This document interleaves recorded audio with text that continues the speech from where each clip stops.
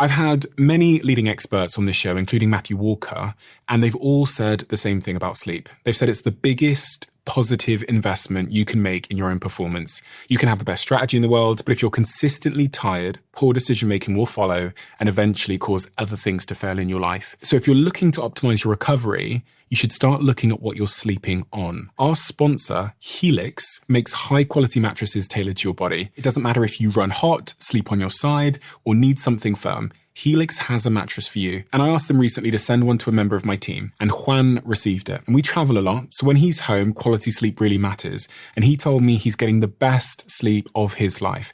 And the data backs it up, with 82% of people in a Helix study saying they saw an increase in their deep sleep. And with a 120-night trial, you've got 4 months to prove it to yourself. You can get 27% off at helixsleep.com/diary. That's helixsleep.com/diary. Ben Fogle. Ben relentlessly pursues adventure, risk, and challenge, but this doesn't come from a place of strength and courage. It comes from the opposite. If you think you're going to fail, you're going to fail. You just have to have this positive attitude. And it was only actually working with Olympians that I've done now when I climbed Everest that I realised you need this confidence verging on arrogance that I will get to the top of this mountain. 3 weeks before he was due to be born naturally, and we lost our third child. And it was an awful, awful experience that affected us profoundly. I became really introverted. I'd go to events and I'd find myself going to the loo and just sitting in the little cubicle for the duration of the whole event. Big mistake. We got death threats and worse. I shouldn't have shared this idea in a social media platform, but I was amazed at the vile, vitriolic abuse.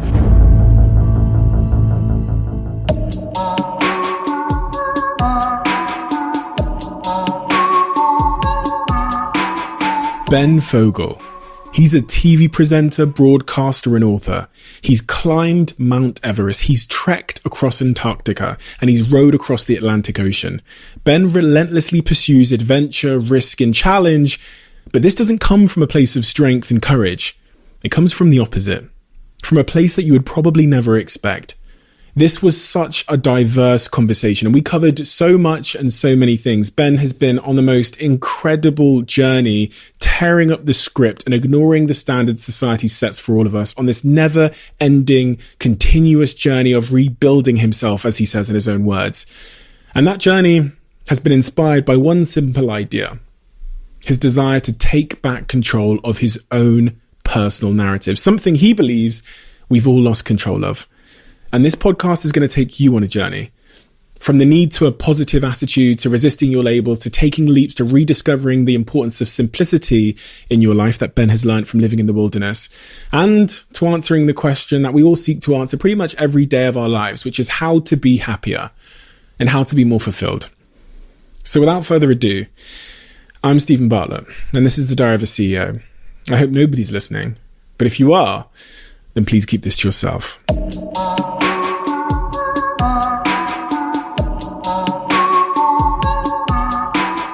Ben, as I read through your story, your books, your interviews, and I remember watching a YouTube documentary of you sailing across the Atlantic many years ago. Obviously, the most sort of striking, distinctive, standout thing about the way that you've chosen to live your life over the last couple of decades is your seemingly insatiable appetite for adventure, risk, challenge, extreme adventure as it relates to Everest and things like that. Where did that come from?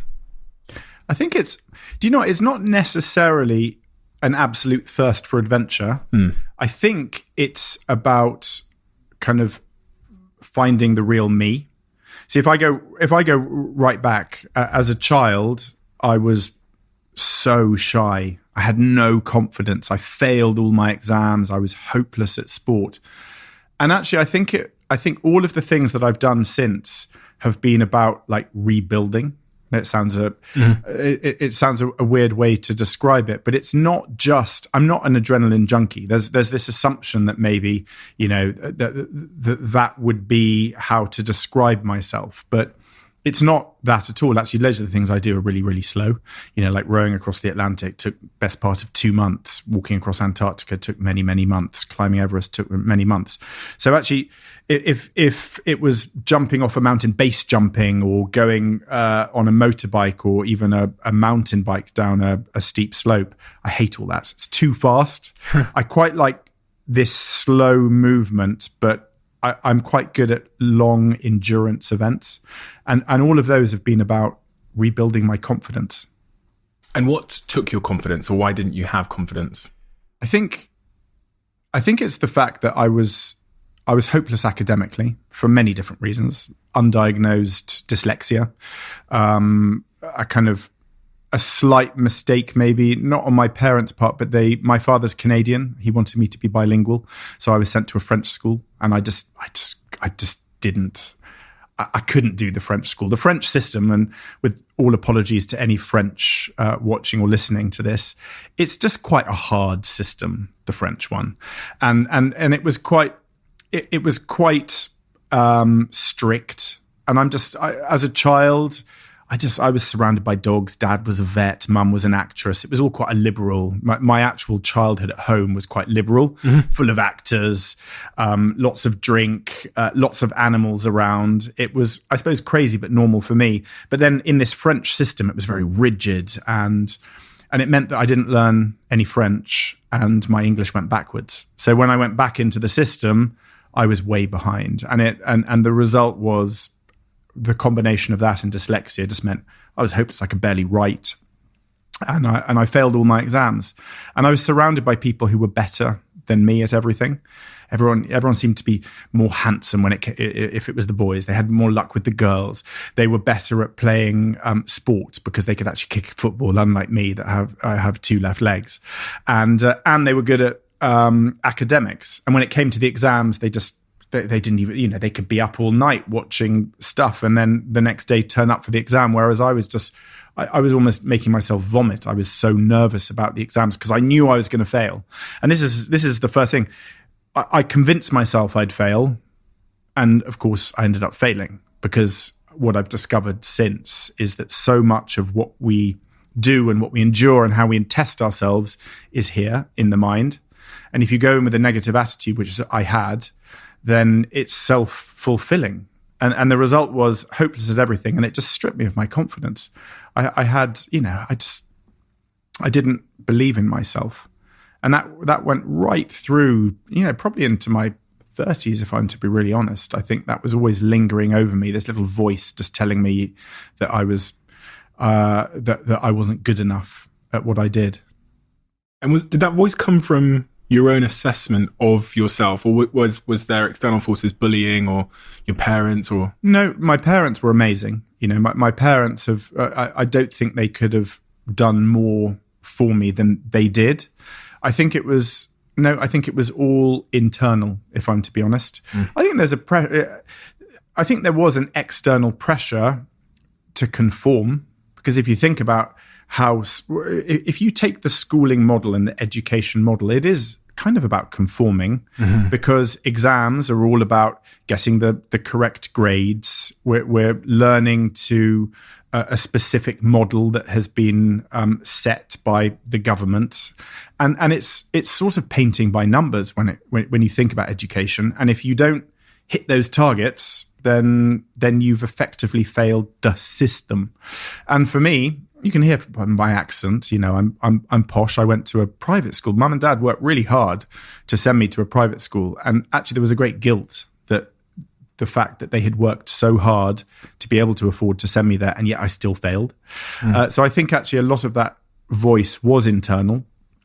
And actually, I wish if I could go back in time, I wish I could kind of shake a young me on the shoulders and go, just don't overthink things. Just chill out a little bit. And were you a chronic overthinker? I was, and I still am. Really? I still overthink things, if I'm to be honest. to work in the medium that I work in is a little bit strange because I don't really belong in this medium. When I say this medium, front of house, where as a presenter, because I've got a really thin skin and I overthink everything. So when I read something negative, whether that's on social media, whether that's a newspaper review, whether that's a journalist that has written something which I don't like or which doesn't seem true, I take it really personally, which is kind of really strange because I should have been able to overcome that after 20 years. And I'm almost there, Stephen. I'm almost there. But one of the reasons I'm happy to talk about it is because I know I'm not alone. I know there are many, many people out there who are high achievers, who've done brilliant things in life, but are still burdened with their own voice of doubt. And through all of these challenges I've done, I've been able to really build that confidence. And I'd say I'm a few hundred meters from the summit now of peak confidence, and I can't wait until I'm there. I hope I do. I hope I reach that point. What is it about those challenges and the sort of slow, monotonous nature of those challenges, or just the challenges themselves, or challenge as a construct itself, that helped you to build confidence? Because one of the most frequent questions I'm asked in the comment section of this podcast or on Instagram or anywhere else is, how do I build my confidence? And I think we live in a culture, especially on Instagram, where it seems like everyone else is super confident and chasing their dreams, and we never get to hear the whispers of their self-doubt. So it might feel like we're the only ones. So I guess my question is, how did those challenges build your confidence? It happened by accident. So that's the first thing to say. I didn't chase it thinking this is going to help. It was like a slow series of blocks that were built. So it started when I failed my A-levels and I went off traveling. I went to Costa Rica, a place that I know you love. And I went to university out there. And I think it was spending time in a different country with a different culture, different language, different religion, away from home, away from mum and dad. And first of all, I had to kind of think on my own. I couldn't defer to other people. Up until that point, I'd always kind of, Dad, what do you think? Mum, should I do that? I didn't trust my own judgment. So first of all, that was gone. So I had to stand or fall on my own decisions. And then secondly, just the immersion in this exciting new place was just, it was the most exciting year I've ever had, if I'm to be really honest. And I decided then that's what I wanted from life. I didn't want to conform by I didn't want the degree, the job, the mortgage, the sitting in an office. I didn't want to go down that conventional route. Why? Because I didn't feel like a conformist. I didn't want to be a sheep. I wanted to be the shepherd. I didn't want to just conform to the expectations of what society deems as successful. Why? Because I'm just making sure you're not doing it just for the sake of devil's advocate, just to go against. No, not at all. I'm actually not a contrarian. I'm not someone who says left just because the other person has said right. I'm really not a contrarian. If anything, for someone who doesn't like criticism, I should probably stand back, and therefore I should sit on the fence and become the sheep. But you're going to discover as we chat, I'm a ball of contradictions. Yeah, so nothing kind of makes sense. I just know what I have learned over the years. But for me, conformity, maybe I was stripped of that just by the fact that I couldn't conform when it came to exams. So I couldn't conform to what the system wanted me to conform to, and therefore I wasn't going to conform when it came to other things. I'll wear shorts all year round. I'm not, I stopped wearing a suit ages ago. I kind of slowly, as my confidence has built, I've found myself straying even further from conformity. I think I'm going to end up one of those ridiculous kind of English eccentrics wearing a bow tie. You know the one like walking around with a cat, stroking it, because I kind of, that's how there is this kind of, there's an inner me that I still haven't really fully found, but I knew I wouldn't find that person sitting in an office on a computer in a job that society expected me to take just so that I could follow the narrative. And the narrative being, as I've kind of explained, getting a good job that you can then get a promotion. You get the good wage. You might get a bonus. You can buy your house. You can get your car. You marry. You get the dog. You have the children. And then you end up retiring, and then you do all the things you want to do. And here's the key, because is it the journey or the destination? So for me, it's 100% the journey. Yeah. But so many people don't see that. But but this is where you and I have quite a lot in common. Okay, maybe what we're doing now in life is very, very different. But the fact that you will suddenly just wake up one day and go, I'm gonna resign from this. Honestly, it sounds everything you're saying. Like I want to make this about you, but I feel like I've been on the same journey as you're saying with the, one day you might have the dog and whatever, which is just trying to get closer and closer to who I actually am, and trying to find the courage, the strength to not allow society to tell me how my story has to be. Yeah. So whose story? And this is the thing, isn't it? Whose story is it? Yeah. Is it yours or someone else's? Of course, it's someone else's story, and it was written at another time, in another age, if we're talking about marriage and these constructs in our society, for someone else in the circumstances they lived in, and they probably weren't happy anyway. So to think that same narrative and storyline would equal happiness in Stephen Bartlett's life in 2021 is, probably patently false. But don't you find this strange? I'm not going to turn the whole thing, although I'd be quite happy to, because I think you're a fascinating person. But it is strange, isn't it, that I don't think you have. No, not yet. Okay, so I've got two young children, aged 10 and 11. So obviously, I'm really aware of the system that they're now in that failed me, and I'm really nervous about that. Fortunately, I married someone who's really intelligent and has the thickest skin you'll ever meet on anyone in the world. So actually, my children are pretty resilient, much more than I was, and I owe all that to my wife. But I digress. If you think about it, it's still a strange thing that children are expected from the age of, 4 or 5 to go off to nursery and then to school, where they're in a classroom with 4 walls that might have a window if you're lucky. You've got some teachers that may or may not be really invested in their job. I don't want that to sound disparaging to all teachers, because I know a lot of teachers put a lot of hard work in, but it's still a gamble as to whether you're going to get those that are just doing it for the job or those that are really passionate and driven. And then it's just about ticking those boxes, isn't it? Get the exam grades that the government have set so that they can then go, look, hurrah, we're doing a great system. Yeah, GCSE grades are all up. A-level grades are all up. It's all looking great. Look at the number of people going to university. And I'm like, hang on, what is this expectation that everyone should go to further education, to university? It's nuts. I get people calling me or emailing me, getting in touch with me on social media saying, do you think I should do a degree in filmmaking and in broadcast at university? I'm like, no, get an apprenticeship job. If I could do that, I'd take on apprenticeships. No, work your way, get experience. And it just, I find it really odd that in 2021, we haven't changed the model. Yeah. I did a TV show called Secret Teacher with Channel 4. And I had the same bewilderment about the education system and how it was incentivized for grades and league tables and not based on the child's intrinsic passions and who they want to become. Because obviously for me, I was running multiple businesses in the school, all the school trips, had done all the vending machine deals, so our school made money from the vending machines. And yet I was kicked out because I wouldn't go to health and social care and push a plastic baby around the school. I wasn't interested in that. So the school viewed me as lazy, but really, if you think about it, the school was lazy for not taking the time to understand who I was at that age. But in filming that show, I learned something very valuable about how the whole system works. So I went inside the school, got to sit down with the head teacher, and I was like, how does this system work? And he said, the better the grades we get, the more students come to the school, and we get paid per student.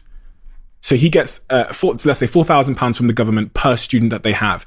So his whole incentive is grades. Grades. And it's just like a business. They have customers, and the more customers they get, the more money they make. And then as you go up the institutional ladder or whatever, universities are the same. The more they send to university, the better their rankings. If their rankings are good, more parents will choose that school. It's a business.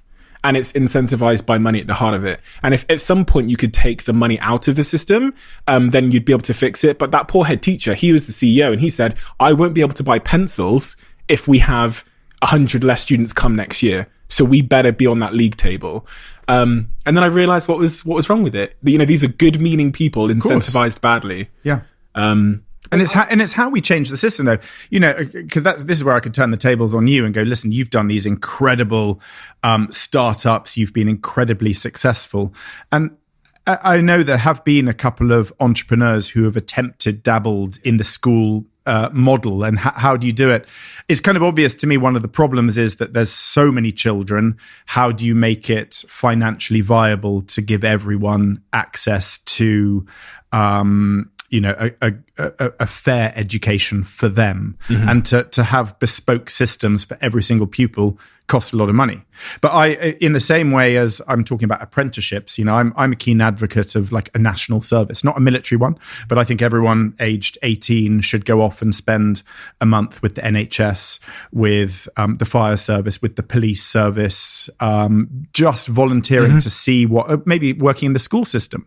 And if you imagine now that if all parents got invested in the school and volunteered to go in and help with the classes and help paying for different things, I just think our education system could be in a different place. I completely agree. Yeah, I think it's I did say when I left Social Chain that the challenge I'd take on would be the education system.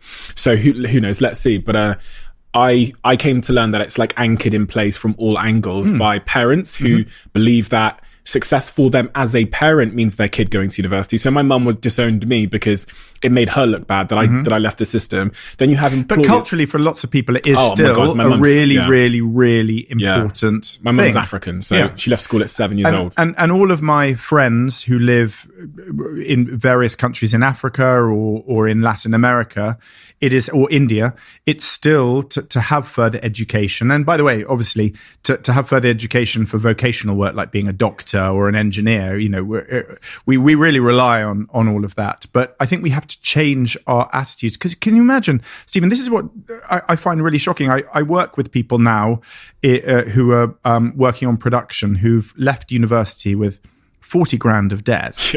And they're scrabbling to pay that back and get a job in the world that they want to work in this post-pandemic or middle of pandemic world that we're in right now. I mean, that cannot be a good way to start your life, kind of in debt. Is that not part of the system? Awful. And it's so unnecessary. I mean, what you spoke to earlier on about internships, for me, is the answer. Getting experience, right? However that might be. And at my company, we employed 700 people at the time that I left. And I couldn't tell you who had a university education or not. It was such low down on the list of things that actually mattered. Number one is obviously what are they capable of in terms of experience. And then the piece of paper, I didn't have a fucking clue who had gone where or what they'd studied, because it just doesn't matter in reality. But anyway, I wanted to ask you, get back to one of the points you said earlier. You said you don't think you're not sure if you'll ever find out who you really are. Could you expand on that? What do you mean? Well, I think we're all the product, I suppose, of our experiences and who we are. And I think if you look at life as this journey and not just a destination, then we're constantly evolving and changing and growing. And I think however much you try to be yourself, you become a bit chameleon-like, and you end up kind of the lines between who you are and what everything else is does begin to blur a little bit. So the way I look at it, I started off as this deeply unconfident, shy child that then kind of morphed into, how I started when I was on one of the first reality shows, which was called Castaway. I was sent to live on an island for a year. And then I kind of became this posh reality show contestant. And then I started working in daytime TV, and I became a daytime TV presenter. And then I kind of became a broadcaster.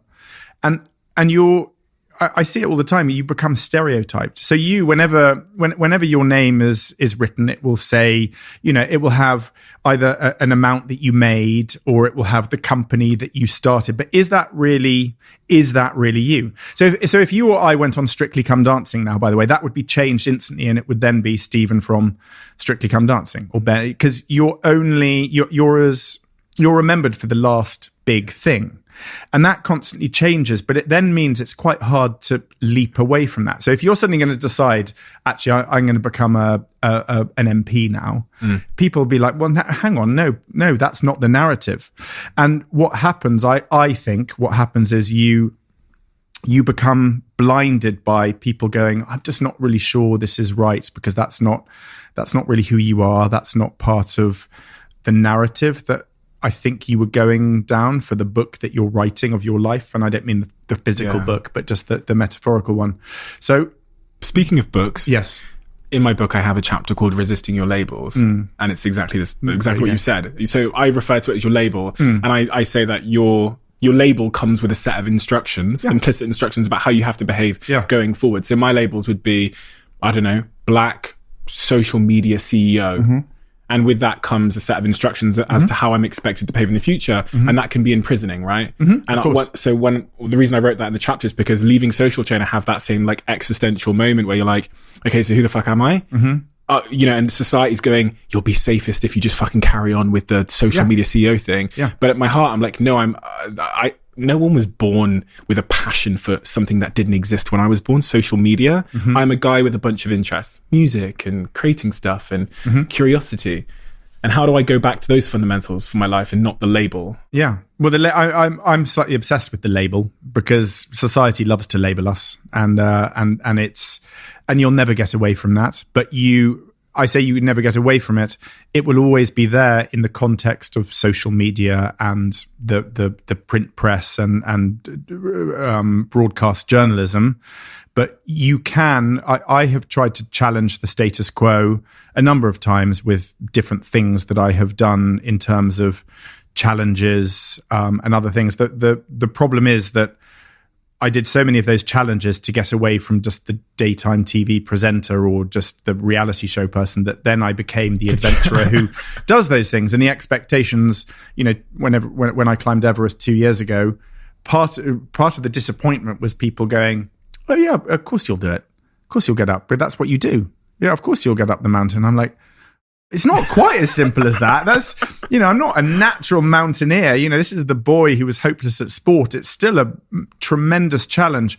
But I love just testing failure because I'm deeply fearful of failure because of having so much of it in my early childhood, just to back up some of the data I've already given you about how hopeless I was as a child. I ended up going to about 5 different schools. I actually went to 3 different universities in the end. Took my driving test 8 times. So failure became a word that I was really fearful of. And as I get older, I find myself actually I find myself confronting failure on purpose as much as I can to try and become less fearful of it. I think you have to confront your demons, believe it or not, and failure. So if we go back to the challenges, for example, because they're one of the things that kind of have really defined me. I somehow managed to row across the Atlantic Ocean. I should have quit there, really. 49 days in a little boat. For those who never saw it, it was a 20-foot rowing boat. A couple of oars, me and an Olympic rower.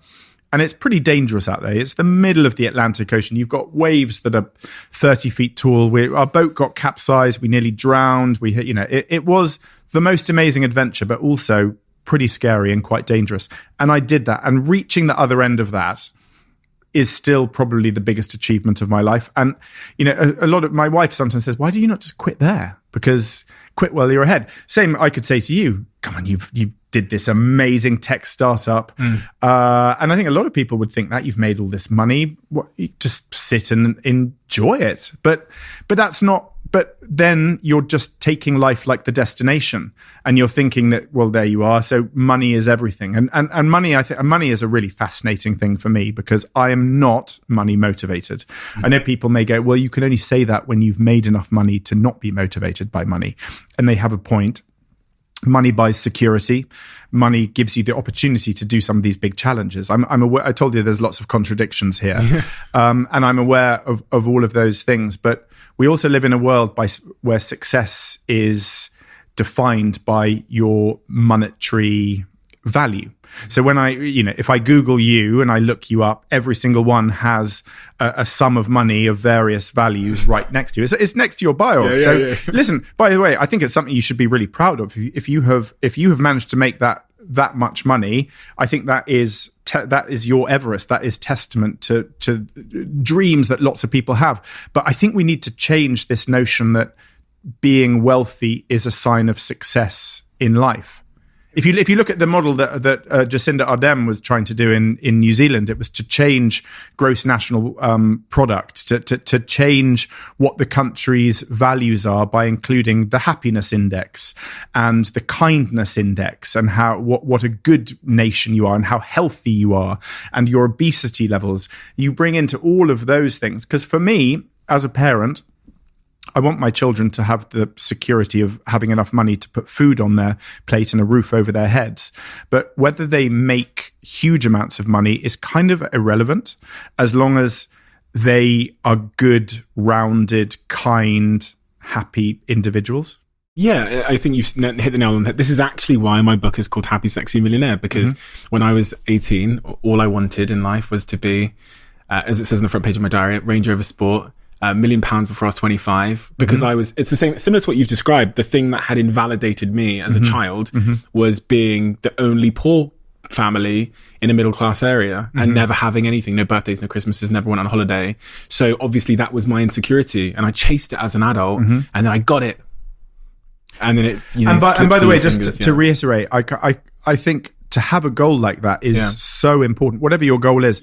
I'm just saying, I think to have the pure monetary goal maybe isn't necessarily for everyone now, for children, shouldn't necessarily be the priority. It can be a byproduct of being successful. You know, when I'm sure you get the same thing when I go and give talks in schools and I go, so what does everyone want to be when they're older? You know, I get a large number who just want to be famous.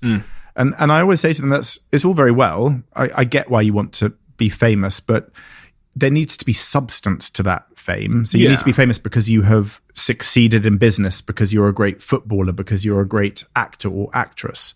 And then as a byproduct of all of that, you can become a great millionaire and sort of reach those dreams as well. Yeah, so exactly what you've just said there. I think the distinction for me is like whether the goal was intrinsically or extrinsically motivated. And the kid there that says he wants to be famous is actually saying, I would like people to like me. I want admiration. My goals when I was younger were clearly, I want to fit in. I wrote millionaire, but what I meant was I'm insecure and I want to fit in. And obviously upon reaching that goal, because it wasn't ever intrinsic, it wasn't ever something that I wanted inside of me, it was just to try and satisfy the approval of others, it felt like nothing. When you asked me earlier about whether I believe the journey or the destination, I just don't think the destination exists. Every time you get there, it moves off into the distance like a mirage. Yeah, because as soon as you've got that car, you'll want the better car. As soon as you've got the house, you'll want the house in the south of France. So we're constantly changing our goalposts because I think it's human nature. You know, the grass is always greener. I think of all the sayings, I really do think that is the one. We all look at other people, and social media is a fascinating medium now, isn't it? Because effectively, social media, one of the reasons I think it's having such a negative impact, and when I say social media, you know, the kind of Twitter, Instagram, why I think it can have a lot of negative impacts on people is because it makes people feel jealous because people are projecting. I don't want to use the word fakery, but no, it is an edited world, isn't it? Whatever photo you do, it's a tiny second of your life that you've thought about how you're going to compose that photograph or the image that you want to project how you're living, and I think that is all built on this notion of wanting what other people have. But it's even worse because then you get ranked on it. Yeah. Likes, comments. Yeah. And then, you know, you post a certain photo and then the likes are down half and you think, oh my God, I'm fucking ugly. Yeah. You think the world is just, and can I put my hand up here? And again, for full clarity and honesty, I feel the same. I'm, you know, someone who's 47, you know, I should know better now, but I still look at my Instagram accounts, and if there aren't so many likes, or if there's one negative comment amongst hundreds of really positive ones, I just look at either the low figure or the negative comment, because I think it's human nature that we're drawn to this sort of this notion of competition. And is life a competition? I've read about this at length, and I've realised that value is obviously just relative. So the analogy I gave was that I was really happy with my Nokia 3310, but in a world of iPhones, I'm devastated to own a Nokia 3310. It's the same fucking phone. And they have these really remarkable studies that show how we attribute value to things, including ourselves, where they'll put like 3 steaks on a menu. And if there's a really expensive steak and a really cheap one, everyone picks the middle one. 3 TVs on a shelf. People pick the middle TV because they think that one's too expensive, that one's a piece of shit. And they're just using the context. Are you in my head now? Because this is exactly what I would, this is what I do. Exactly. So, but it's just, we attain value by the context we see something in. If you remove the other 2 TVs, this now becomes the best TV in the world.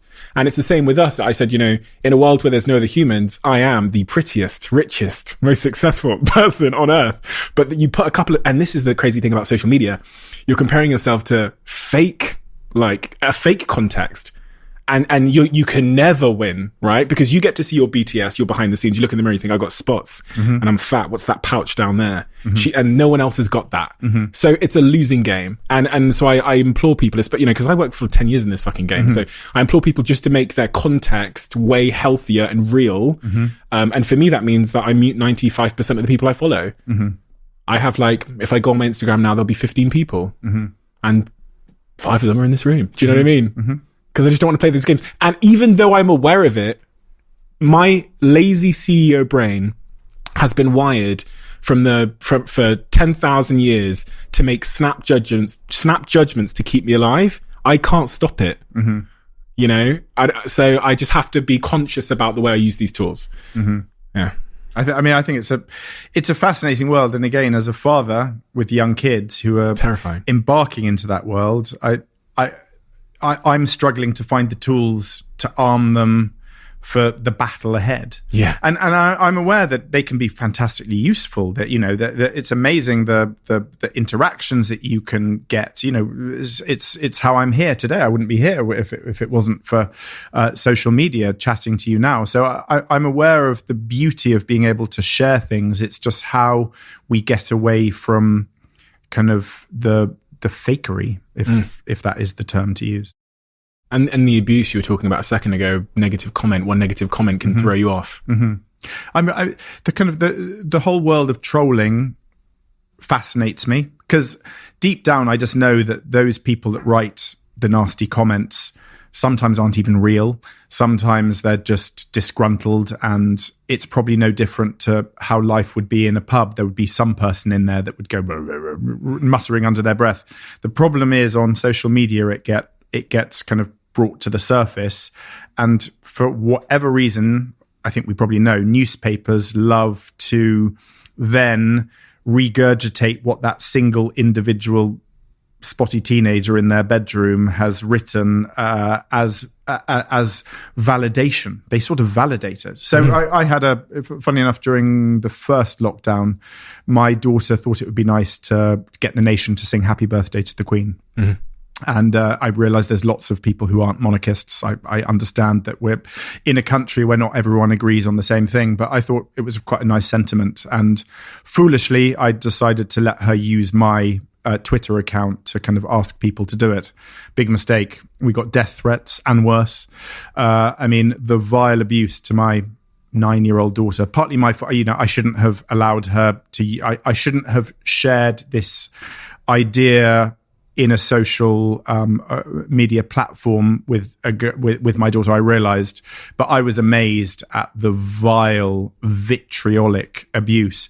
And that was partly kind of enhanced by the press, who jumped on a few negative comments, wrote about it, and as soon as they had written about it, it went. I had to give up Twitter. I actually abandoned it and haven't gone back to it since. Crazy. There's a lot of talk at the moment about what social platforms can do for this type of behavior. And I always come back to the point of like, I'm going to tell a little bit of a story here. So when I worked in Silicon Valley for a little while, for about a year when I was 20, after I left my first company, and I got to see behind one of the big social platforms that was emerging at the time. And it taught me something about humans, because someone in the daytime who was a very civilized school teacher, just being completely honest, would get his cock out at night because of anonymity. Mm-hmm. And what it taught me was that good people are capable of pretty alarming things if you allow them to cover their face. And there's a piece of jealousy and evilness and darkness in all of us. And anonymity allows you to be both. Yeah. And so until platforms don't allow people, until we verify who people are when they sign up, and there's real world consequences of the behavior, it's never going to stop. Yeah, and I agree. It's the anonymity thing. So the number of people that say just get off, just ignore it, and I largely. So I still use Instagram, and occasionally, the odd troll flares up, and I do ignore it now. Occasionally, I get a bit more stung than other times, but I think it's symbolic of the world that we're living in right now, and I think anonymity can be quite a dangerous thing. Wokeness is fascinating. Wokeness is fascinating, and it's really complex now, especially as a documentary maker.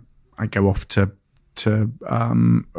countries all around the world, and I've been accused of gross xenophobia just because I go to these countries now and maybe make a documentary about a local group of people who live there.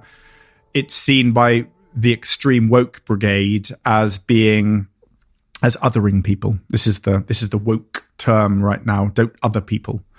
So by taking a document, I know it. I mean, it is laughable, but they have quite a strong voice, and I've had to talk about this on. Sorry, what's national othering radio. People? To other people is to make them feel like they aren't a part of normal. I mean, we've come full circle right now. So othering is to make people kind of feel like they don't, like the specimens or something. Yes, specimens, basically. Okay. So effectively if you imagine, going to a group of indigenous native people who live in the Brazilian Amazon, where once that was seen as, anthropological study of how people live and what they do. Now it's seen as sneering and laughing at people because you're othering them and you're showing, look at them still hunting with spears and bows and arrows. Now, this is the wokery brigade who interpret it like that. I interpret it as a great celebration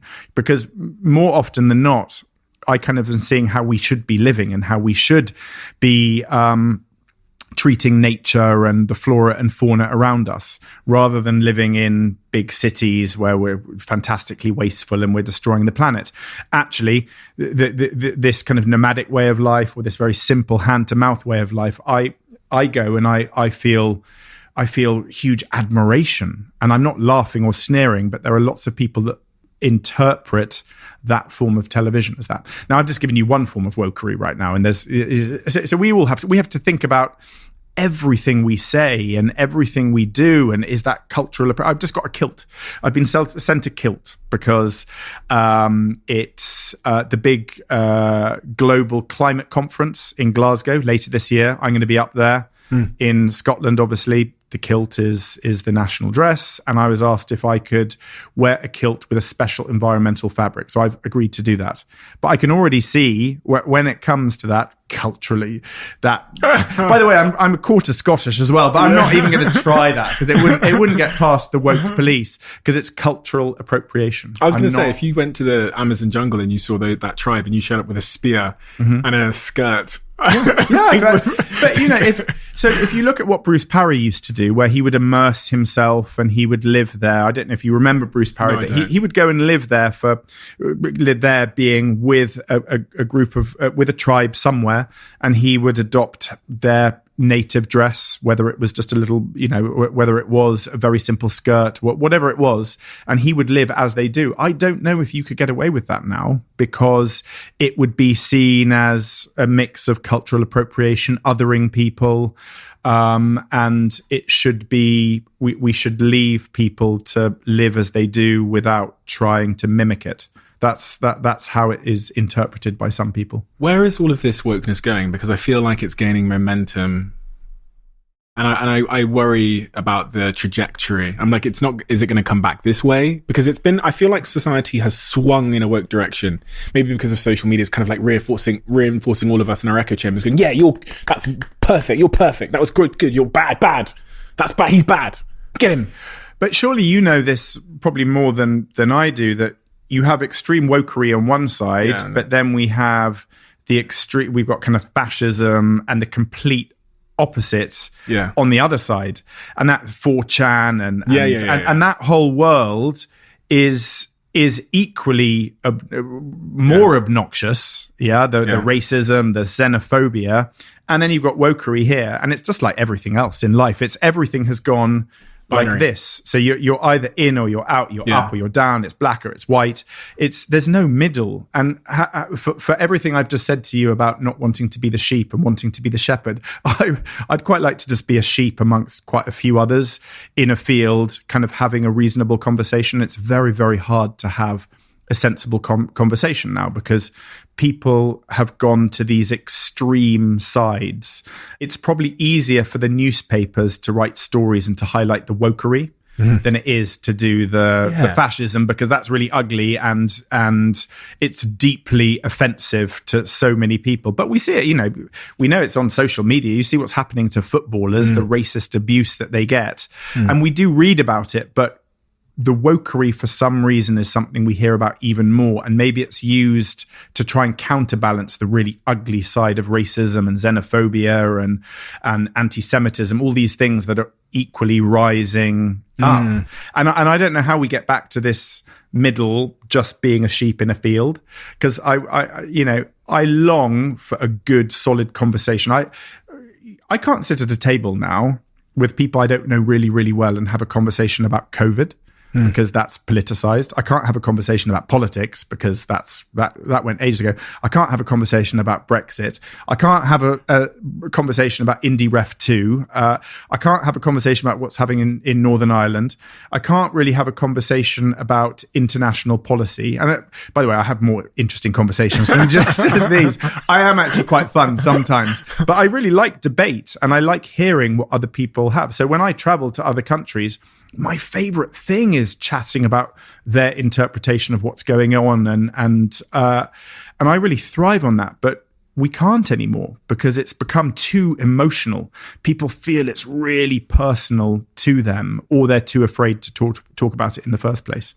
You talked at the start of this conversation about not wanting to be imprisoned by society's conventions. This is a form of imprisonment, isn't it? Of course, yeah. And it can which is maybe one of the reasons why I still find myself drawn to far away places. So the show that I do, New Lives in the Wild, where I go to live with people who've dropped off the grid. They've woken up one day and they've decided, I don't want this life anymore. Sometimes they're millionaires. Sometimes they're just everyday folk who have got bored of the 9-to-5 job and they've gone to live in the jungles of Bali, in a little cabin in Alaska. And I really covet their lives. I really admire their lives. I'm really jealous of their lives, because they've simplified it. We've made our lives pretty complicated, haven't we, really, if you think about it? Oh, yeah. And actually, if you strip it back, what do you really need in life? Well, you need shelter, you need food, you need water, some good company. We've really realized that with the pandemic. I think people have realized we're social. We need to have friends and family around. You need a smile on your face. And that's kind of it. And everything else is a bit, well, it's a distraction, or it's an extra bonus, isn't it? To have a fine wine or whatever it is you like in life. But all these people that I've spent time visiting, I've done this series for 10 years now, and I've been to 100 places all around the world. That simplicity is really attractive.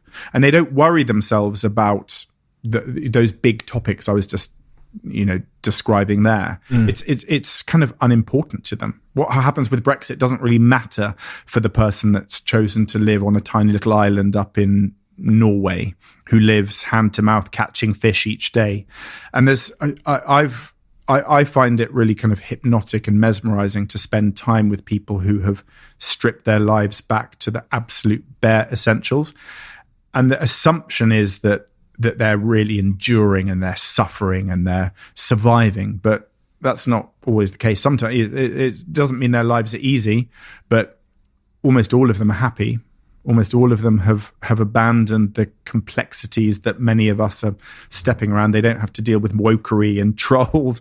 All these things are very first world problems, although they're not actually. They're the developing or the lesser developed world, I should say, suffer from all of these things as well. I was on to speak to the point you just made, I was on a motorbike, like a little crappy motorbike in Bali, 2 weeks ago. And I'm just bombing down the street in the fields, sunshine, going through the little villages. And I had this like real overwhelming sense that I'd lived my life wrong. And I got off the bike and said to my friend, and it's so crazy, and I don't think me and him will ever forget this moment. Before I could say the words to him, he went, God, isn't that what life's about? And it was just being on this bike, having no problems, no care in the world, but also seeing a culture where they live in such a simple manner that made me reflect on the decisions I've made in my life. And it's such a remarkable thing. And as you say, those people are typically, their lives aren't easy, but they seem to be much more at peace than the successful first world, quote unquote, people. Well, there's a great kind of story that's kind of hypocritical, but I suspect it's true. A tourist goes to West Africa. Let's say they're in Senegal. They're on a beautiful beach, staying in a hotel. He's on the beach every day, and he sees a fisherman go down and cast his line and catch the few fish. And after the week, he goes to him and says, "Listen, I think why don't you invest in a second rod so that you can catch twice as many fish, and then you can sell twice as many fish, and then eventually get a net, and then you can get a boat, and then you can start selling dozens, hundreds of fish, thousands of fish, and earn even more money so that one day you can retire and do what you want to do." And the man who's fishing says, "What? Fish?" So, and I just think there's a lot to be said in that, because it's about chasing these goals and what your goal is.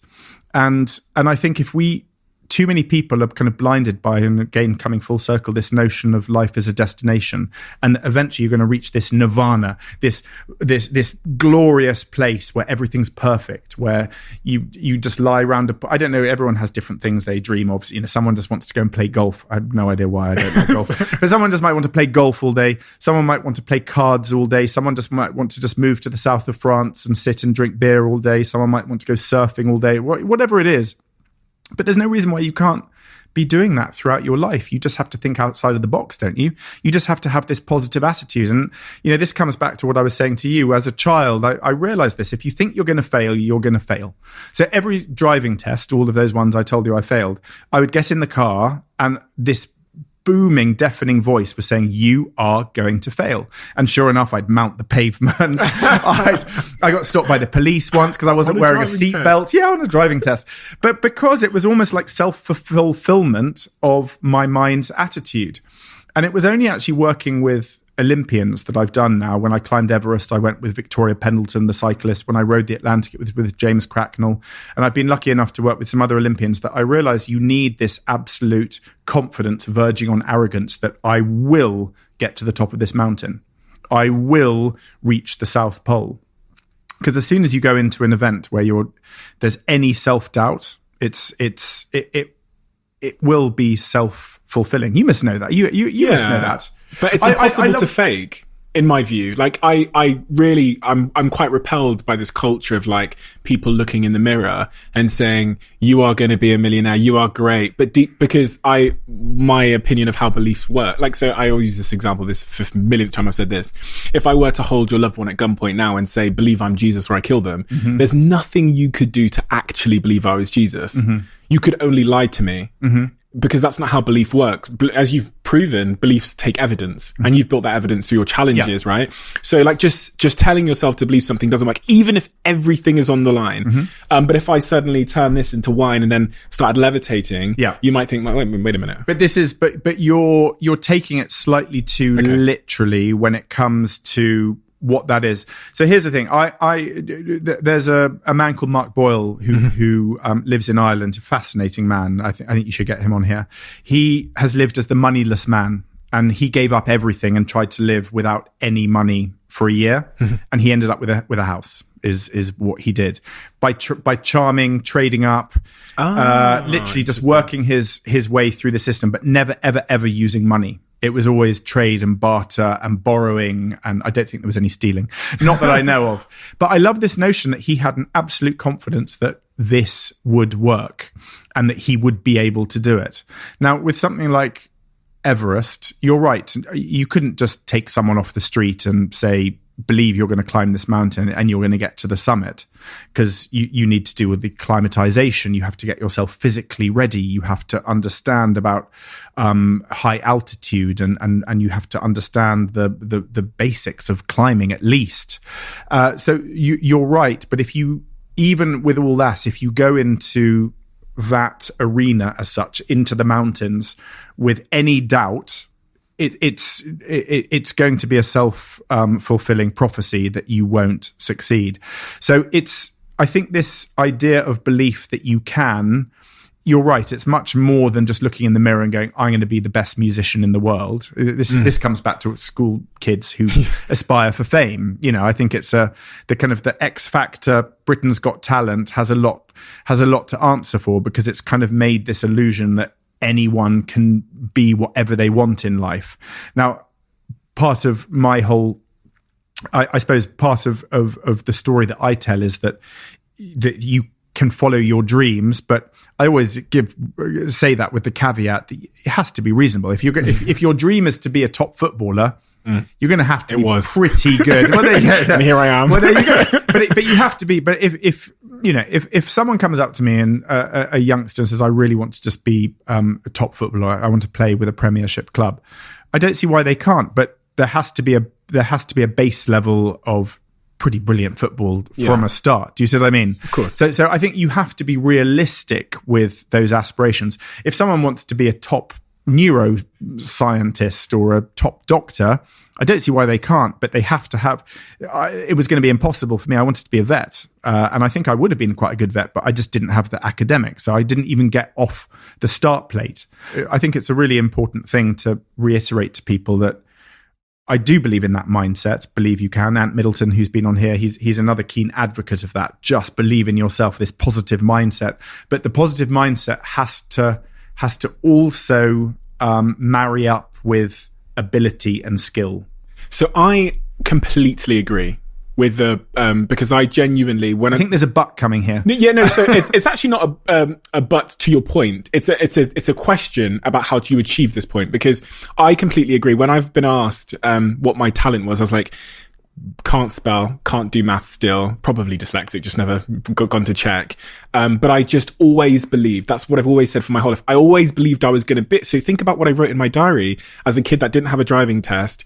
His parents weren't speaking to him, was shoplifting pizzas, going to be a millionaire within 4 years. Going to have a Range Rover Sports, going to be my first car. Hadn't done. I genuinely believed it. Mm-hmm. And for me, that was the gift that life gave me, was this like low key delusional belief. And that took me out of, and so when I was living in Moss Side, stealing pizzas and stuff, I started recording it in my diary and doing little videos.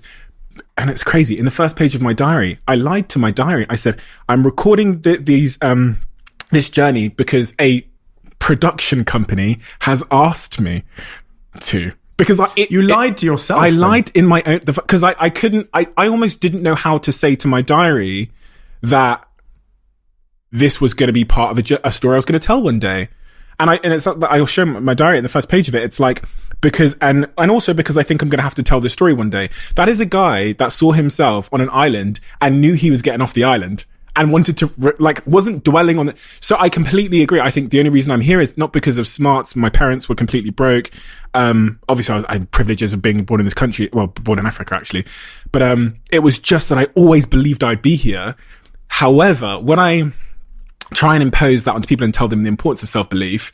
And I see these people who have got their confidence just absolutely in the bin because of experiences they've had, or their dad when they were 4 years old told them that they're a piece of shit. And my fluffy words at, when they're 35 aren't stronger than those words that their dad said to them. I struggle to try and tell them how to get to that place of genuine self-belief, because as I said, you can't fake it. If Stephen had a shred of doubt in Moss Side, I'd still be there. So what do I say to that person? Well, it's the building blocks of life, isn't it? It comes back to that. So if the series of challenges and things that I've done in my life have slowly built themselves up. So I started on that year on living on an island in the Outer Hebrides. Now, if you strip that back, it was pretty simple. It couldn't really fail. It was hard work. It was hard being away from people, no contact with the outside world, no phones, mobiles, family. I didn't see anyone for a whole year, just this small group of people. Well, once I did that, it was that was like the foundations. I was like, oh my gosh, well, I've done this. And then I put the next block in, which was running the Marathon des Sables, 6 marathons in 6 days. I'd never even run 100 meters, Stephen. And suddenly here I was agreeing to run across the Sahara Desert. And I managed to get through that. I came last, but I managed to do it. And these building blocks have just gone up. So when you say to people, when you're trying to encourage, as I do as well, people to this self-belief, it has to be a realistic self-belief of the slow building blocks of life. If we come back to kind of reality shows, because I'm slightly obsessed with reality shows and this kind of what's happened over the last 20 years, what it's done is it's given people this belief that anyone can become world famous overnight. And I've already alluded to Britain's Got Talent, X Factor, but Big Brother, Love Island, all of those shows, because it takes everyday folk and it catapults them onto the front pages of newspapers, 5 million followers overnight on social media and earning quite a lot of money. But how long does that last for? Now, for many people, it's the famous Andy Warhol, only 15 minutes. It doesn't last very long, because what happens is there's no substance to it. There's no roots. And what happens is the next show comes along and they're cast aside. But what also a lot of people do is that the leap from one brick to the next is too high. And if you go too big, it's doomed to failure. I remember, funny enough, I think one of the reasons why me, a reality show contestant, is still working in TV after 21 years, because my 15 minutes was up a long time ago. I think the reason is more because of the things that I turned down than the things that I agreed to do. So I turned down some pretty big shows, big prime time Saturday night shows that a lot of people who work in TV would be like, I would do anything for that. But the leap was too big. And I didn't believe that. I think even though I like to confront risks, I like to be realistic with those. So K2 is a far more dangerous mountain than Everest. I could have gone straight to K2, but instead I want to do a sensible building block up to that ultimate challenge. And I think right back to television, I think if you take too big a leap, then the reality of continued success is eroded away. When you think about some of those opportunities that you were given that you turned down, what was it about them that made you think it was too big of a leap? Because I'm trying to answer the question for my viewer, which is, how do I know if it's too big of a leap?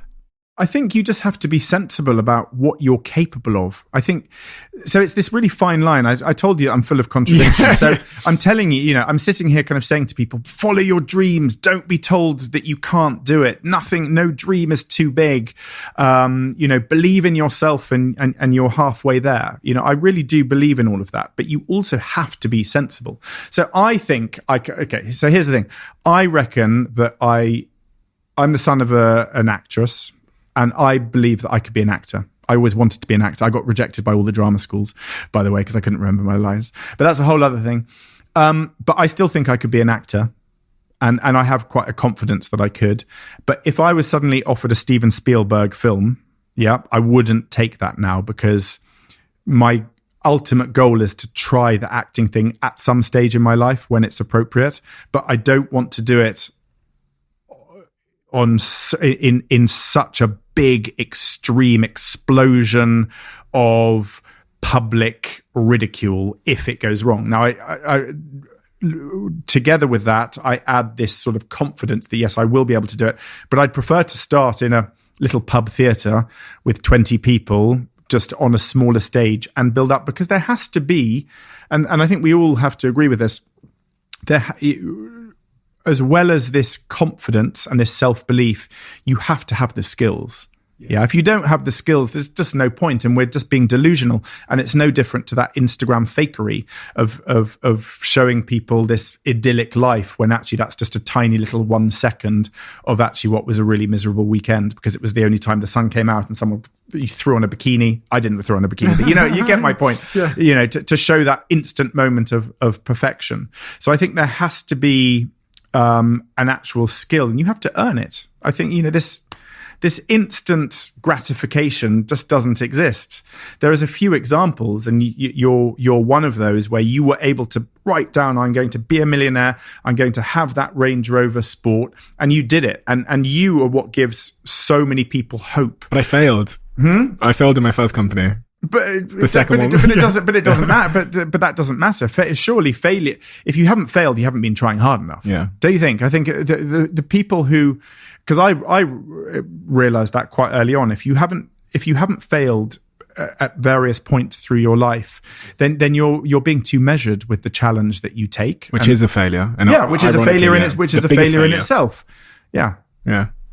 I so many of the things you said there, I was just, I was captivated by. I was wondering whether so you said you were a contradiction at the start of this conversation, but then you've also alluded to the fact that you like to not be on either pole, and you like to be like the sheep in the field, which actually probably makes sense, because you can appreciate the need for ambition, but then you also appreciate the need to have self-awareness, right? So it kind of puts you in the middle of the field somewhere. Well, if you think about it, it's a really weird thing, because I'm actually, again, true to the contradictions, the son of an actress, I've kind of got the jazz hands, and I quite like talking, and I like being on stage as such, but I'm also still quite shy. So I kind of like being in the wings. I want to be on the stage, then I want to be in the wings, then I want to be on the stage.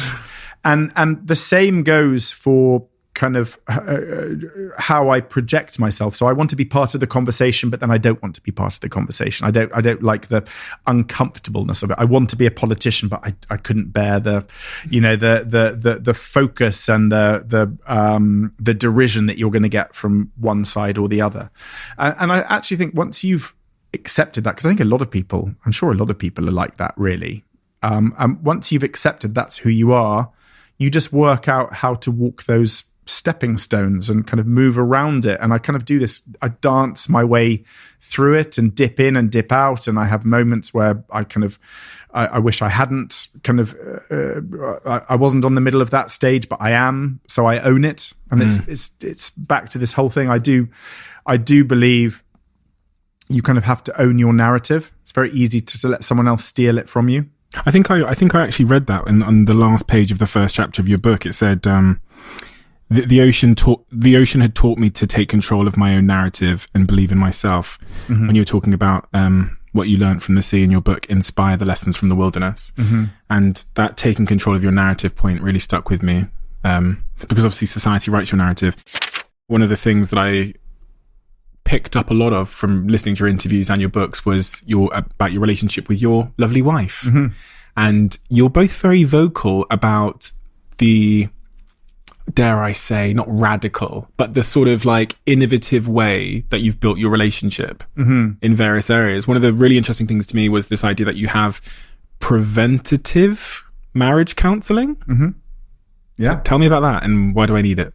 So my wife, Marina, we've been married this will be our 15th year together. Wow, congrats. She's half Austrian, thank you. She's half Austrian, and she's got skin like a rhino. It's unbelievable. As in, can I just say that in terms of not ever being offended, she's got glowing skin. Her skin is really beautiful. She moisturizes the whole time. She doesn't have this big wrinkly grey skin. Oh my God, I'm blushing. I'm going to get in so much trouble for that. But she's really tough. She's really resilient. She's no nonsense. She doesn't beat about the bush. And we're very, I am, by my own admission, a much more sensitive soul. Now, it doesn't mean she isn't sensitive, but she's she kind of calls a spade, whereas I might say, well, that is a spade, but you could use that as a fork. Do you see what I mean? I kind of, because I want to please all the people and I don't want to offend, so I kind of find myself kind of dancing around a little bit in the middle. There you go. Whereas Marina has always just been straight down the line, and our relationship has been built on me being away a lot, because outside of the time of COVID, I'm probably traveling 8 months of the year.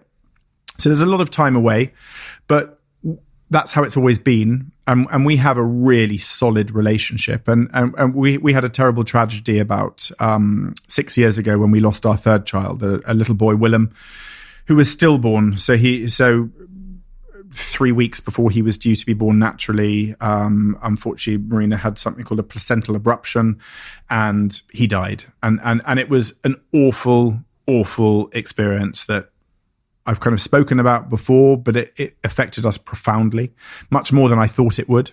The feeling, this emotion of losing someone you'd never had a chance to meet is something I'd never experienced before. And I couldn't quite understand my own emotions. And added to that, when this all happened, I was on the other side of the world. I thought Marina was going to die. So it was a big, very impactful part of our relationship. And we sought counseling afterwards to help us through the complexities of all of those emotions. And it was through that we kind of realized that actually our own relationship, we talked about things that we hadn't talked about before. Outside of the awfulness of that situation, we talked about our very different characters and how we kind of tread around one another. And I think a lot of relationships have that. They don't. You might joke about your very different personalities, but there are certain areas that oh no, I can't ever say that. I couldn't do that. Well, why couldn't you? You should be really, really honest. The best relationships are ones where you can say anything to one another without fear of offense. Now, I've already said that I've got a thin skin, so I'm easily offended, and Marina has offended me many times over the years, and I've offended her. And I think this marriage counselling prevention was born out of that. And about a year afterwards, Marina, we were struggling a little bit. It was such a profound thing that it affected us because we had different ways of dealing with the grief of losing that little boy. Marina was very tearful, and then she'd be totally fine. She'd have big tears and was fine. And mine, I became really introverted. And I became really antisocial. Didn't want to be anywhere. I remember trying to go to big events. I had to go to some big red carpet events, and literally just arriving and just saying to the driver, "Just drive on." I couldn't go. Or I'd go to events and I'd find myself going to the loo and just sitting in the little cubicle for the duration of the whole event. Parties, I would find myself just literally arriving, saying hello, and then just literally diving out the door. Because I think it's because I couldn't control the narrative, this narrative that I wanted to be in control of. I didn't know who was going to come up. Were they going to talk about my loss? Were they going to?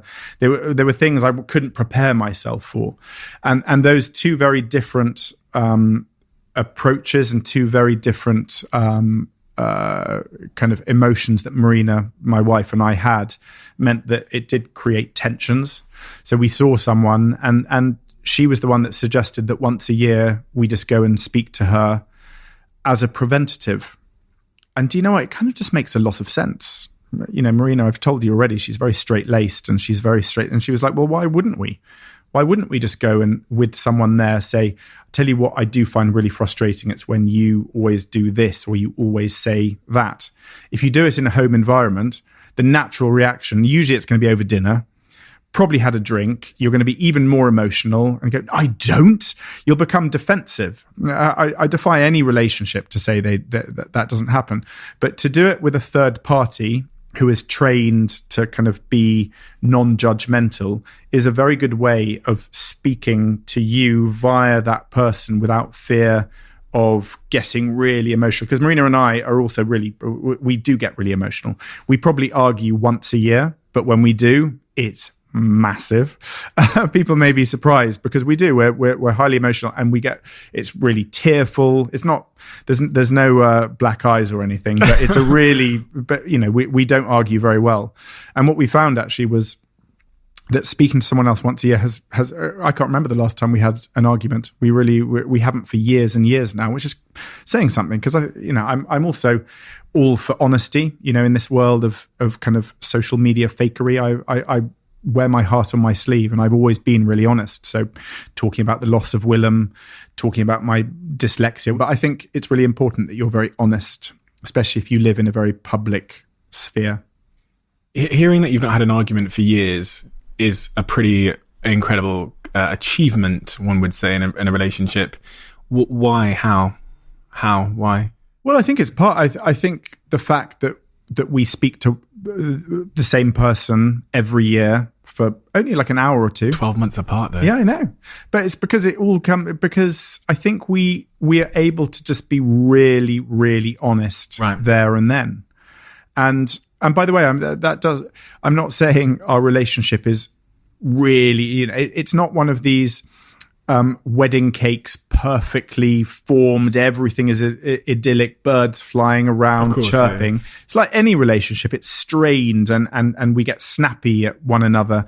But we've learned to resolve, I think conflict resolution is there.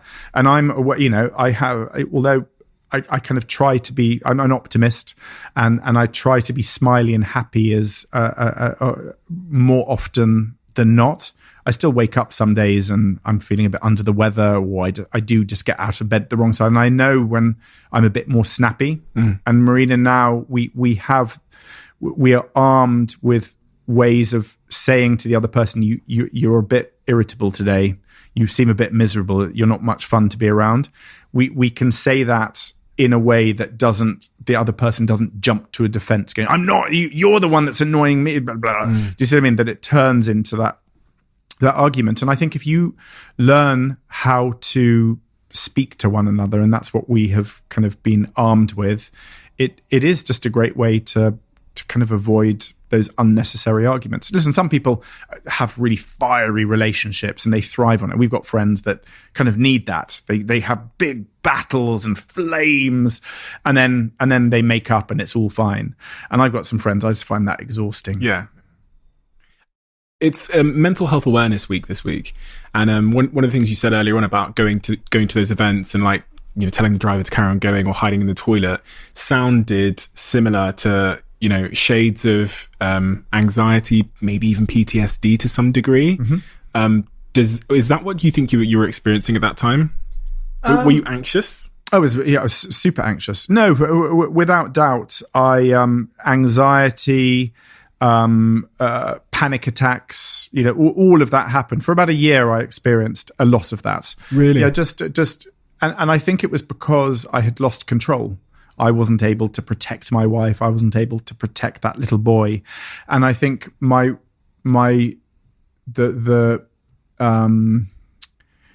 reaction to that was to try and take back control of my life. And the only way I could take back control of my life was to control my environment. And things were out of my control when there were lots of people around, and I didn't know who I was going to be talking to and about what and where and when I was going to go away. And all the things that I'd lost control of, I wanted to regain control of. And yes, anxiety definitely came into it. And I've never suffered depression, as I'd call it, but I have every so often, always coincides with the full moon, which is a bit weird. Really? But I get what I just call the dark cloud. And even if everything in my life is perfect, I just have this kind of, for a couple of days, and it does kind of happen almost every month, just a couple of kind of gloomy days when it's difficult to feel happy and optimistic.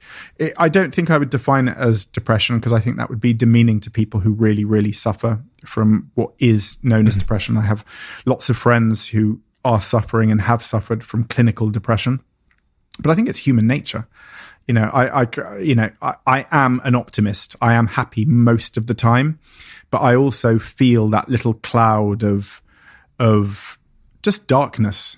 And it comes and goes, and I don't know when it's there, or why it's there. I know when it's there, sorry. I don't know why it's there. And then it sort of disappears. And for me, sport has been my way. So to be active has been my way for about 20 years of getting rid of that. Has that always been there? Has that always showed up? No, I think it probably showed up about,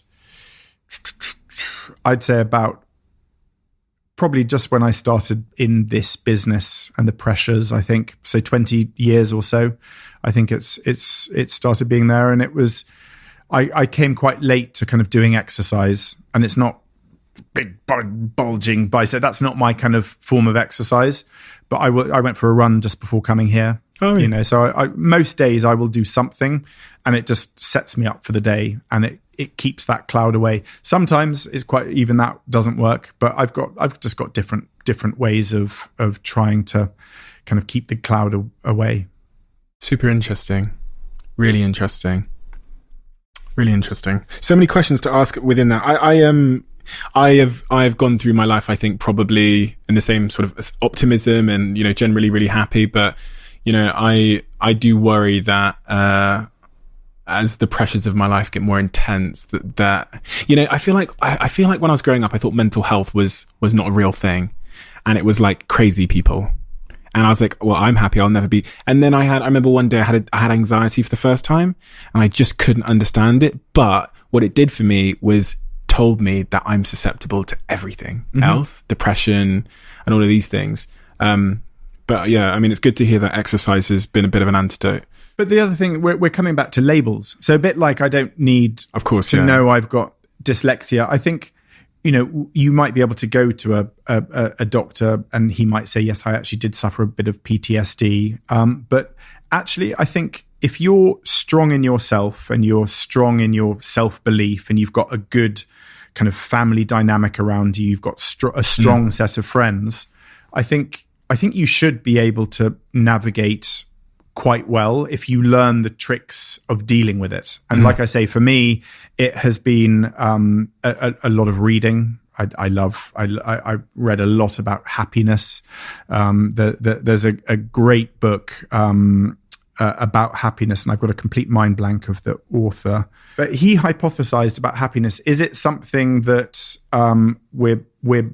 is it something to strive for? It's a bit like the destination or the journey. Is happiness something we're striving for? Do we find happiness, or is it other things that are disguising the happiness and hampering it?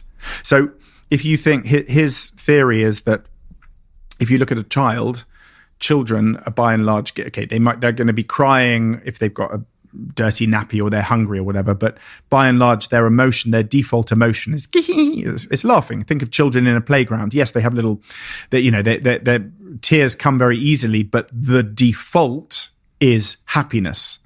And when does that start eroding away? Kind of puberty and the anxiety, those anxious times of when you're just, when sexuality is coming into your life. All those things probably do start to affect that happiness. But then moving on in life, and this man had done fantastically well, made millions. And exactly like you were saying about the cars, as soon as he made his first million, went out and bought his Ferrari, sat in the Ferrari, and then was like, well, yeah, I've got it, I've done it. Now what? And now what? And it was this constant aspiration. So the hypothesis is that actually we're kind of adding apps, almost things to us that are making us unhappy, rather than striving for this happiness thing. Because if the happiness is the Ferrari or the £1 million Range Rover, sorry, I got it wrong. But if that is your goal for happiness, the human nature of always wanting more is going to mean you're constantly searching for happiness, and you're going to have it fleetingly and then it will go. And then you'll get it again fleetingly and then it will go. But actually, if we take away the things that are making us unhappy, whatever that is, social media, get rid of it. Living in a big city, get rid of it. You've just got back from Bali. Yeah. I saw a picture of you under a waterfall. Oh, I mean, how famous but tell me, how happy were you in a nice warm place, out in the jungle, in a waterfall, listening to nature all around you? I'm going to do something now. Yeah. 1 second. So I actually wrote a little paragraph. I wrote a paragraph in my book about being sat by the river in Bali. Yeah. And I described the words of how I feel. And it's funny because the chapter's called, and I'm not plugging my book here, it just seems like it's the best way. The chapter's called The Journey Back to Human. And the reason why the chapter's called that is because I'm hypothesizing that I think we've kind of lost our way. And being sat by this river in Bali it felt like I'd come back to where I was meant to be. Here we go. As I write this chapter, I'm sat in an Indonesian jungle in Bali by a gloriously glistening river with the unobstructed glare of the sun overhead bearing down on me. There's this perfect light breeze stroking my warm skin and an earthy floral smell of the jungle surrounding trees occupies my senses. I came here to live in blah, blah, blah, blah. As I sit here, and you may have experienced this if you spent time in nature, I feel at peace. As the Stoics might have described it, I feel tranquil. It's hard to explain this in any other way than to say that I feel like this is where I innately belong.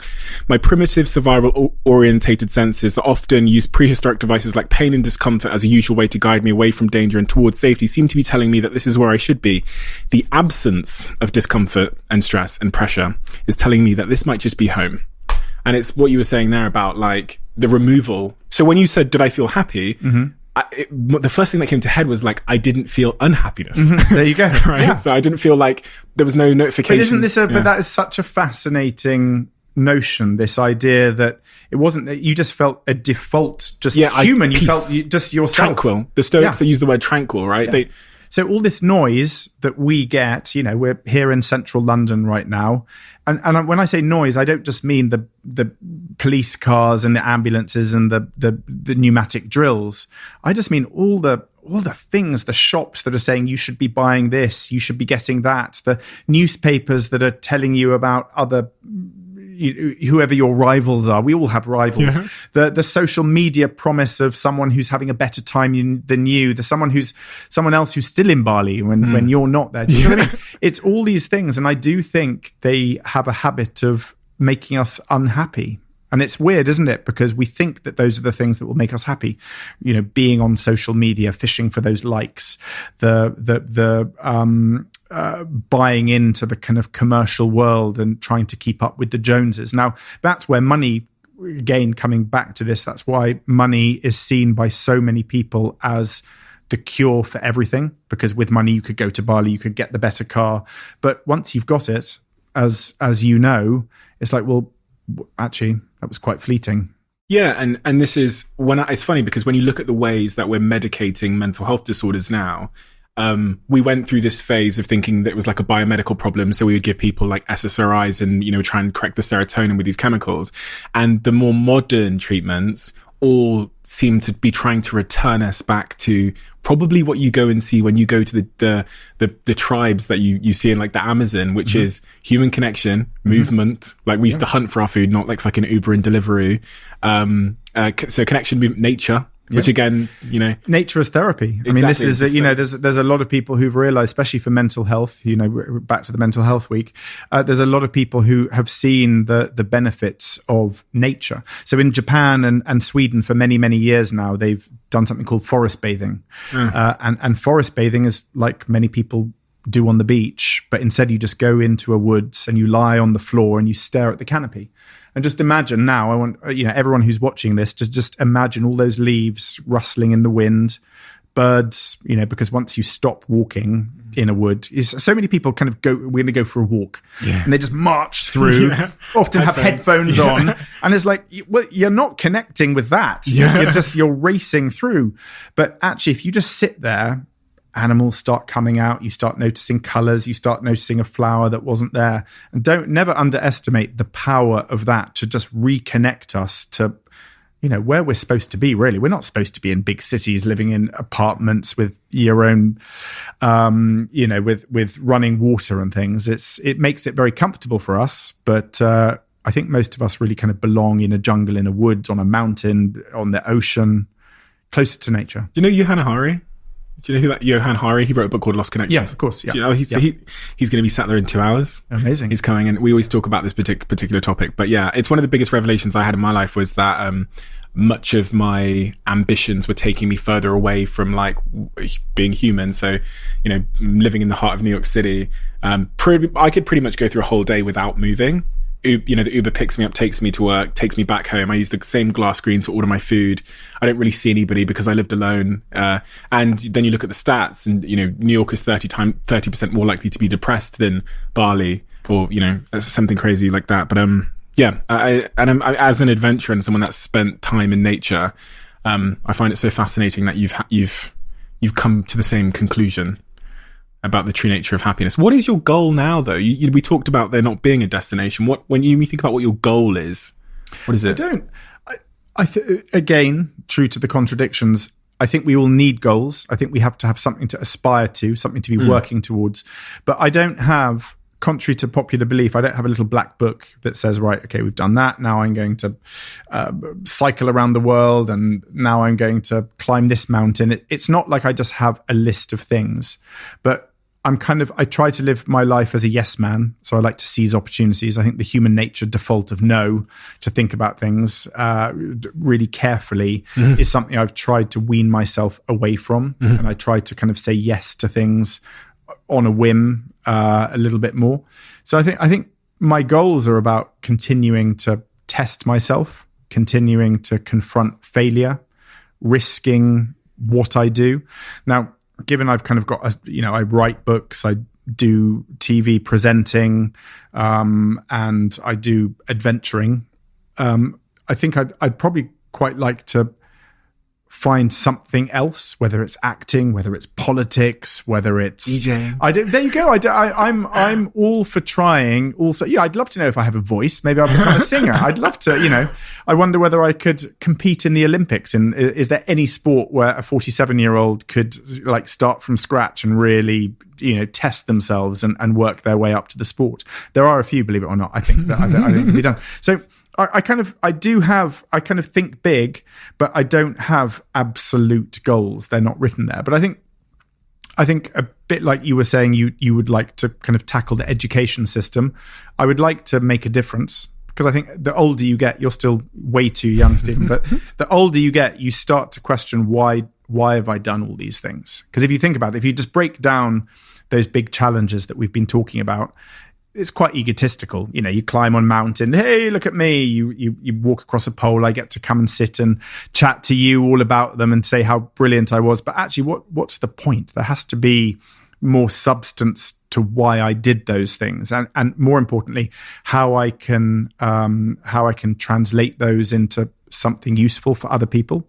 So I would love to, again, work on an education model, work with other people to actually be able to start making a difference. Because my life up until now has all been about me. It's been about self-building, about building my own self-confidence. And that's quite selfish. And I would like to think of myself as I'd like to be more selfless, and I'd like to do things for other people. That doesn't mean I haven't done stuff. I've done a lot of charitable things and philanthropic things over the last few years, but I kind of feel I'm moving towards a time when I really would like to focus on trying to improve the system. Because if the likes of you and me and other people don't do it, it's never going to happen. We can talk about it. We can sit here and look all smug, kind of saying this is what needs to be done, and kind of nod our heads. But if you don't action it, it will never happen, because politicians are just busy doing their thing, and they'll kind of just do what they can,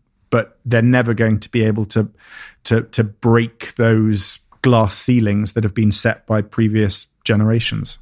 And I guess from what you talked about earlier about, gradually picking your battles, I guess, you've done so much in your career as well, from Everest to the shows you've done to all the other achievements you've had, that you're in search of an even grander battle. Yeah, I like a battle, but the battle doesn't have to, it's a battle within. It's not this term of a battle. I think some people think it is, it's against another person, or against a system, or against a belief, or you're battling against the trolls or the wokies or the fascists. But I think the battles we all have are the battles within. And I think as soon as you start accepting that, that's when we will start kind of taking mental health more seriously than we do.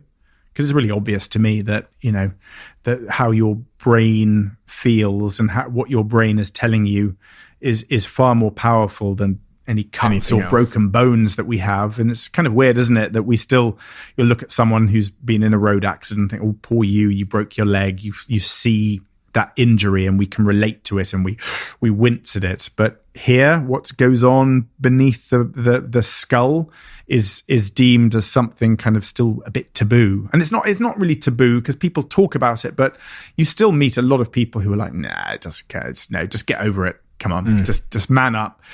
Just believe in yourself and you'll do it. And as much as I'm saying you need this self-belief, it's far more complex than that.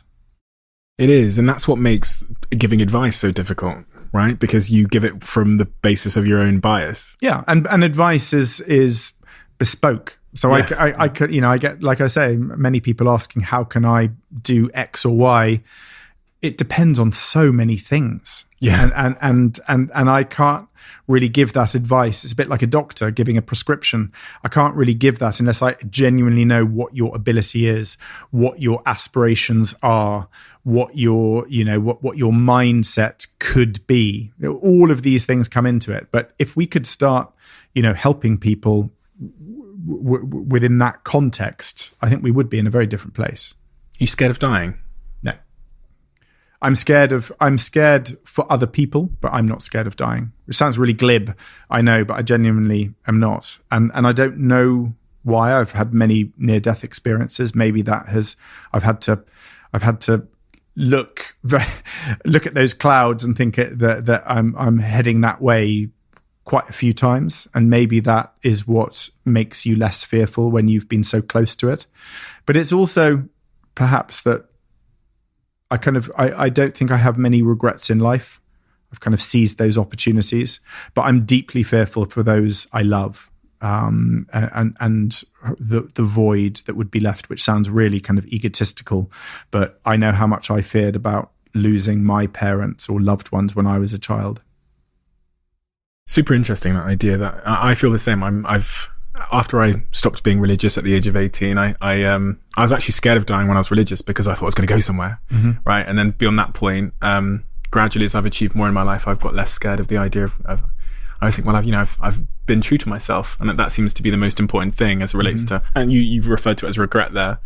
Have you got any regrets? No, because I've tried to. It's kind of one of the ways I've tried to live life with no regrets, and you're only likely to have a regret. Let me change. I was going to say you're more likely to regret the things you didn't do than the things you did do, but I know that's not true. I think plenty of people have made the wrong decisions. We've all done that. But no, in all seriousness, I don't think I am an optimist, and I try to see the positives in everything I've done and all the decisions I've made and all the things that have happened in life. And I honestly, I don't think I can say that I regret anything, because it's the old cliche, what doesn't kill you makes you stronger. And I think even those things that I could maybe say, well, it probably wasn't the best decision, something good has come of it. There's going to be so many 18-year-old Bens listening to this right now who have listened to this and thought, you know what, I'm really low confidence and I've been knocked, and I'm not sure if I'm good enough, and I've been called a failure by my job, dad, whatever it is. What do you say to those people, having walked, lived their life? What do you say to them? What's the advice you give them? Don't buy into someone else's narrative. That's what you're doing by listening to the failure, whether it's absolute words coming out of someone's mouth saying, well, you're no good, whether it's even perceived narrative that you go into a pub and everyone looks like they're having more fun than you, and the girl or the boy doesn't want to be with you, they want to be with the other person. I think you just have to own your narrative. You are you in this world of, what are we, 6.7 billion? I probably got that wrong, but in this world of many, many billions of people, there is no other Stephen. Yeah, that is fact. Yeah, there might be someone similar. There might be someone with the same abilities, the same body type, maybe even looks a bit like you, but you are completely unique because your personality belongs to you. And don't try and change that. Don't try and be the person that other people want you to be. Be the person you are. And it's a really hard thing to buy into, because I spent so much of my life trying to be the person I thought society wanted me to be, always embarrassed that I was either too posh or I wasn't posh enough. I was either too successful or not successful enough. Do you see what I mean? It's almost like you're always just trying to fit in. But actually, once you own your narrative, once you're confident that you are unique in whatever way, it might be a geeky kind of unique, it might be a cool kind of unique, it might be a quirky kind of unique. But that's if you can own your personality, your narrative, and accept that, you're halfway there to this self-belief and this confidence. And that also means not trying to buy into someone else's narrative. You might think you want to be if you're the geeky one, you might think you want to be the cool kid. You might think that you want to be playing in the first football team. You might think that you want to be sitting at that top table, but that's not necessarily where your personality wants you to be. And I think stop wanting and start being. Very powerful. It took me back to something I read from this Swedish philosopher. I can't remember his bloody name, but he was talking about how when you try and abandon your true self, you'll despair if you fail or succeed. If you succeed in abandoning your true self, you'll despair because you've abandoned yourself. If you fail, you'll despair because you've attempted something and failed at fitting in. Mm-hmm. So he took the conclusive point of this flowchart he wrote 200 years ago was that the only way to fulfillment is to be. Very, very powerful. And your story is incredibly inspiring for so many reasons, but I think mainly because of your willingness to share it so honestly, all parts of your story. And I know that will help a ton of people, because the stories that you've told me about yourself, especially when you're younger and the lack of confidence, my DMs are full of young men, women that are desperately trying to understand why they don't feel adequate. And so I want to thank you for coming here today and giving me your time. Pleasure. Yeah, you're truly fascinating. I don't know what I was expecting us to talk about, but I'm glad we talked about all the topics we did. And I just hope that, we could do with a lot more people in the world that are willing to be as transparent and honest, warts and all. So thank you so much, because this is exactly why I started this podcast, and it's going to be super valuable to all the people that listen. Well, listen, thank you so much. It's been a pleasure being here. Thank you.